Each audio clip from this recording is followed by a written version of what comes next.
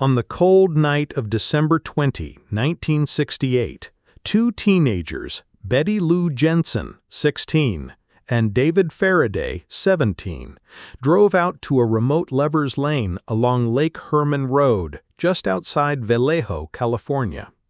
It was supposed to be an innocent night out, the kind of carefree evening young couples often shared in the late 1960s.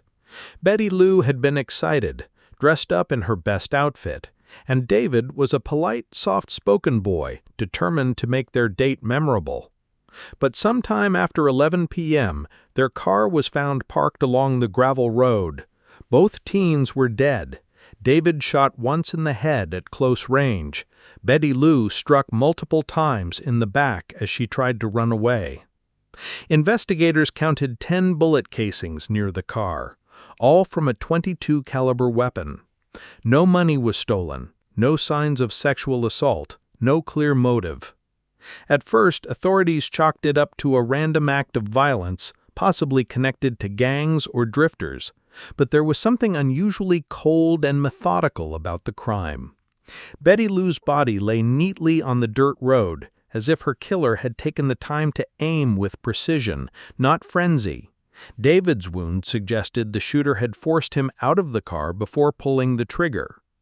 The Vallejo community was shaken, but California had seen its share of violent crime before. Few realized this was only the beginning. Then came July 4, 1969, America's Independence Day. Fireworks filled the skies across the country, but in Vallejo, another nightmare was about to unfold. At Blue Rock Springs Park, 22-year-old Darlene Ferrin, a young mother beloved by friends and known for her kindness, sat in her car with 19-year-old Michael Mageau. It was just past midnight when another car pulled up beside them. At first, Darlene thought it was someone she knew. She had reportedly been nervous earlier that evening, telling friends that a strange man had been following her. The driver left briefly, then returned. This time, he stepped out of his vehicle holding a 9mm Luger pistol. Without warning, he unleashed a barrage of bullets into Darlene's car. Darlene, hit multiple times, was not so lucky. She died on arrival at the hospital. Just 40 minutes later, a call came into the Vallejo Police Department. The voice on the line was calm, steady, almost chilling in its composure. "I want to report a double murder. If you will go 1 mile east, you will find kids in a brown car. They were shot with a 9mm Luger. I also killed those kids last year. Goodbye." The caller hung up. This was the first time police realized they were dealing with something far more sinister than random violence. A single person was taking responsibility for multiple murders. Someone who not only killed, but wanted recognition for it. Someone who craved fear. By the end of 1969, California was gripped in panic. Parents kept teenagers home at night. Lovers' lanes, once a staple of American youth, emptied out. And somewhere out there, a man had begun signing his name with a symbol, a circle crossed with a plus sign, like a sniper's target. He would soon introduce himself to the world as the Zodiac. Just weeks after the brutal attack at Blue Rock Springs, newspapers across the Bay Area received a chilling delivery. On August 1, 1969, 3 letters arrived at the offices of the Vallejo Times-Herald, the San Francisco Examiner, and the San Francisco Chronicle. Each letter was nearly identical. The writer claimed responsibility for the Lake Herman Road and Blue Rock Springs murders. Each letter was signed with a bizarre symbol, a circle with a cross through it, resembling a gun's crosshairs. And most disturbingly, each envelope contained 1/3 of a cryptogram, a coded message made up of strange symbols, circles, triangles, and letters. The writer demanded that the ciphers be published on the front page of each newspaper, or else, he warned, he would cruise around all weekend, killing lone people in the night, then move on to kill again until I end up with a dozen people over the weekend. The newspapers, under police pressure, reluctantly complied. Within hours, Californians sat at breakfast tables, staring at what looked like a page from a puzzle book, except this puzzle came from a killer. For days, professional cryptographers struggled to decode the cipher, but the breakthrough came not from experts, but from an ordinary couple, Donald and Betty Hardin, a schoolteacher and his wife from Salinas, California. After spending 20 hours working on the cryptogram, they cracked the killer's code. What they found was both horrifying and revealing. I like killing people because it is so much fun. It is more fun than killing wild game in the forest because man is the most dangerous animal of all. The best part is when I die, I will be reborn in paradise, and all the people I have killed will become my slaves. I will not give you my name because you will try to slow down or stop my collecting of slaves for my afterlife. The letter was riddled with spelling errors, paradise instead of paradise, dangerous instead of dangerous, but its meaning was unmistakable. This wasn't just a killer. This was someone who believed murder gave him power, someone who thought of life and death as a twisted game. Just days later, another letter arrived. This time, the writer introduced himself formally. "Dear editor, this is the Zodiac speaking." It was the first time the public saw the name that would become infamous, the Zodiac Killer.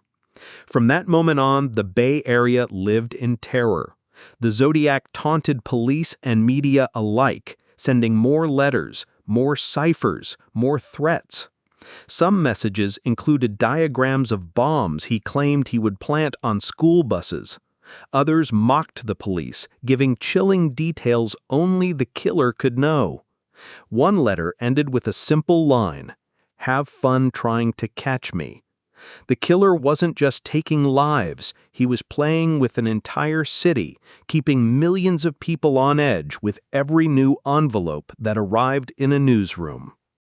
On the warm afternoon of September 27, 1969, college students Brian Hartnell and Cecilia Shepard were relaxing by the shores of Lake Berryessa, a popular spot for fishing and picnics.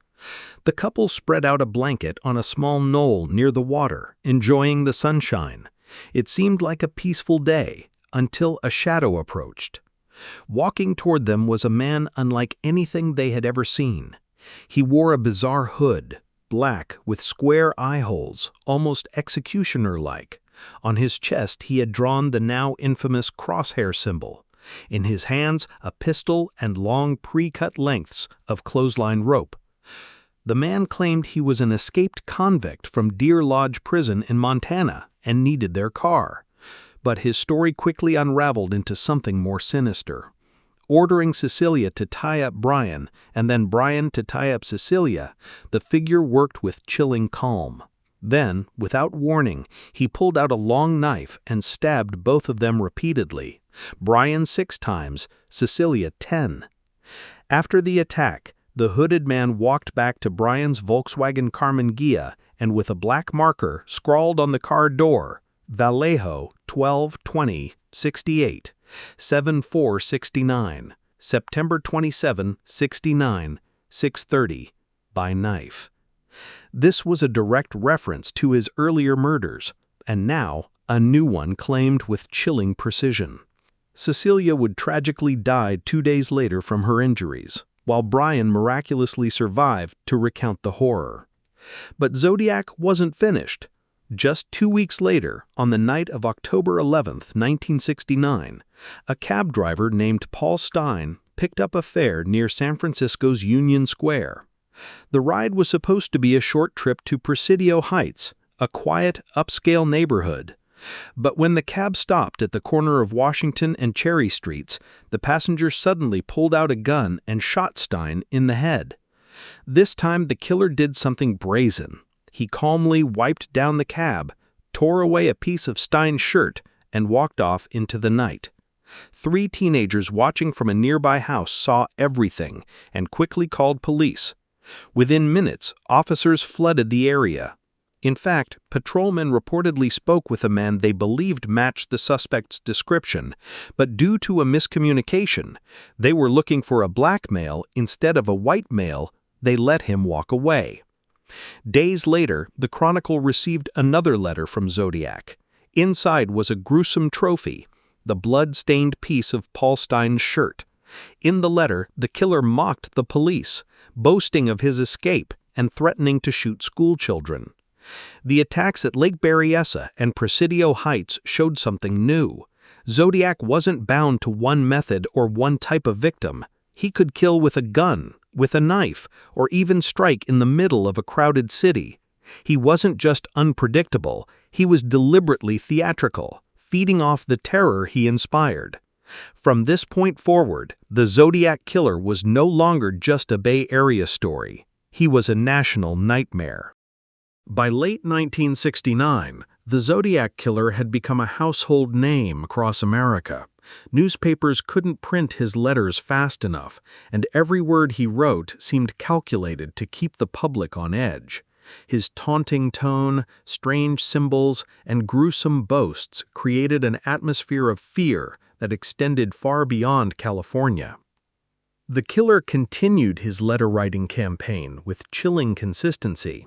In one note to the San Francisco Chronicle, he included diagrams of bombs he claimed he had buried around school buses. He bragged that he enjoyed watching children go about like little ducks in a row, a terrifying suggestion that he might target kids next. Parents across the Bay Area panicked. School buses were suddenly escorted by police motorcycles, and drivers were instructed to look under their buses for suspicious devices each morning. Meanwhile, Zodiac also inserted himself into the media cycle in more bizarre ways. He began to demand that newspapers publish his ciphers and messages prominently, or else he threatened to cruise around all weekend, killing lone people in the night. The press, caught between protecting the public and avoiding hysteria, reluctantly complied. Each time, circulation numbers spiked. Zodiac was feeding not only on fear, but also on attention. The public obsession spiraled. Amateur code breakers, armchair detectives, and conspiracy theorists pored over Zodiac's cryptograms. Letters poured into police headquarters from psychics who claimed visions of the killer's face or hiding place. Every suspicious neighbor, coworker, or loner became a suspect in someone's eyes. It was the dawn of a true crime phenomenon, decades before the internet would turn such cases viral. But the investigation itself remained frustratingly stagnant. Police departments from Vallejo, Napa, and San Francisco were all involved, but communication between them was clumsy. Each had its own files, its own suspects, and its own approach. Zodiac seemed to thrive on this disorganization. He even wrote in one letter, mocking the police directly, "I am crack-proof. If you think you can catch me, you had better think again." And just when it seemed like he had vanished, Zodiac would reappear, mailing a new taunt, claiming another murder, or threatening fresh bloodshed. By 1970, the myth of Zodiac was bigger than the man himself. Was he a lone madman, a clever trickster inflating his body count, or part of something larger? The uncertainty only deepened the panic. Zodiac was no longer just killing people. He was playing the city of San Francisco like an instrument, and everyone, police, press, and public alike, was dancing to his tune. As Zodiac's taunts escalated, investigators poured enormous effort into pinning down who this killer really was. But what they encountered was a maze. Hundreds of suspects, false confessions, and promising leads that collapsed into nothing. The most famous of all suspects was Arthur Lee Allen, a former school teacher with a troubled history. Allen owned a Zodiac brand wristwatch, which investigators noted as a possible inspiration for the killer's name. He also fit certain physical descriptions given by surviving victims: heavy-set, crew-cut, glasses. In interviews, people who knew Allen recalled him making disturbing comments about wanting to hunt people with a gun and flashlight. Police searched his trailer, finding knives, guns, and bizarre sexual materials. Yet every time Allen seemed like the perfect suspect, something didn't match. His fingerprints and handwriting did not align with Zodiac's letters. Decades later, even when DNA from Zodiac's stamps was tested, it didn't match Allen. Still, many detectives remained convinced Allen was their man, perhaps using gloves, faking handwriting, or having someone else mail his letters. Beyond Allen, other suspects cluttered the investigation. A man named Rick Marshall, a film projectionist who resembled composite sketches, was investigated. His obsession with movies and odd behavior raised eyebrows, but concrete evidence was missing. Another, Lawrence Kane, had a history of stalking women and reportedly lived near one victim. He also matched the physical description and had brain damage that could explain erratic behavior. In one bizarre twist, a man named Ted Kaczynski, the Unabomber, was even considered. His violent anti-society writings, cryptic codes, and time spent in Northern California raised suspicions. But when investigators compared timelines, Kaczynski's activities didn't align with Zodiac's confirmed crimes. Over the years, countless others have been accused. Some suspects even confessed falsely, seeking attention or grappling with mental illness. Police had to sift through piles of tips from the public, each claiming that their neighbor, ex-husband, or co-worker was Zodiac. Most of these tips led nowhere. What frustrated detectives most was the taunting nature of Zodiac's communication. His letters often contained misspellings, symbols, and contradictory claims. Was he purposely framing others? Was he scattering breadcrumbs to waste police time? His messages were crafted like a cat playing with a mouse, and investigators could never be sure if they were circling closer or being led astray. The sheer volume of suspects, numbering over 2,000 at one point, turned the Zodiac case into a swamp of uncertainty. Any one of them could be the killer, but none of them ever fit perfectly. By the 1980s, the case was cold, but the mythology of Zodiac was very much alive. Books, documentaries, and endless speculation kept his shadow looming large. And the question remained, did Zodiac stop killing, or just stop talking? The Zodiac Killer has become more than just a name in police files. He is a ghost that continues to haunt both California's history and the collective imagination of the world. More than 50 years have passed since those first murders in 1968, yet the case still grips people with the same fascination and dread. One reason for this lasting legacy is fear without closure. Unlike serial killers who were eventually captured, Bundy, Gacy, Dahmer, Zodiac was never officially unmasked. His letters, filled with cryptic codes and grotesque taunts, created an aura of invincibility. He mocked the police, bragged about killings, and promised horrors that never fully materialized. His unpredictability made him terrifying. Was he a genius manipulator, or just a deeply disturbed man who got lucky in avoiding capture? The media fueled his legend. Newspapers ran his ciphers front page, allowing the public to become direct participants in the hunt. Hollywood, too, found inspiration in the story. The villain in Dirty Harry, 1971, known as Scorpio, was directly based on Zodiac. Later, films like Zodiac, 2007 by David Fincher, brought the case back to life for a new generation, meticulously recreating the paranoia of the 1970s investigation. Each retelling further blurred the line between fact and myth. Meanwhile, the Internet age transformed Zodiac into one of the most analyzed mysteries ever. Online sleuths pore over his ciphers, some of which remained unsolved for decades. In 2020, a team of amateur cryptographers finally cracked the infamous 340-character cipher, only to discover yet another taunt. Zodiac boasting he was not afraid of execution because paradise awaited him. The message provided no names, no real clues, just another cruel reminder of his mocking nature. The case also forced law enforcement evolution. Zodiac exposed flaws in communication between jurisdictions. Vallejo Police, San Francisco Police, and Napa County Sheriffs all worked parts of the case, but their efforts weren't always unified. Today, the case stands as a lesson in why databases, DNA technology, and interagency cooperation are crucial.